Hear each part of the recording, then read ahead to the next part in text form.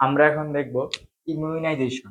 Immunisation থেকে কোন টাইপের কোশ্চেন আসতে পারে এসিকিউর জন্য। সেই কোশ্চেনগুলো হলো define and classify hyper sensitivity.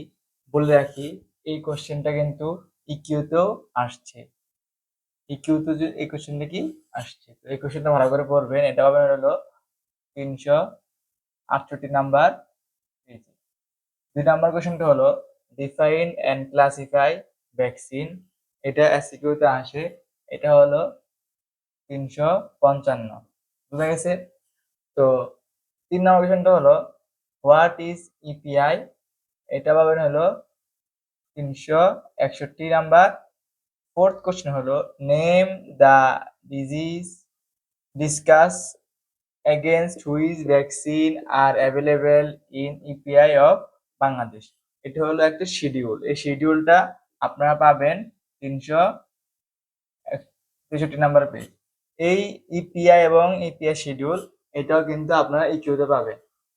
5ম কোশ্চেনটা হলো ডিফাইন হোস্ট এবং briefly discuss the different host parasitic relationship. এই কোশ্চেনটা হলো প্যারাসাইটের। তো আমরা এটা শিখবো হলো এটা এই কোশ্চেনটা আপনারা পাবেন হলো 286 নাম্বার পেজে। কত? 86 নাম্বার পেজে। ডিফাইন হোস্ট এবং briefly discuss different host parasitic relationship. তো আপনারা এটা অ্যাসেস নিয়ে নেন। পরে আমরা শুরু করব controlling of microbial growth hospital. তো আপনারা এটা অ্যাসেস নিয়ে নেন।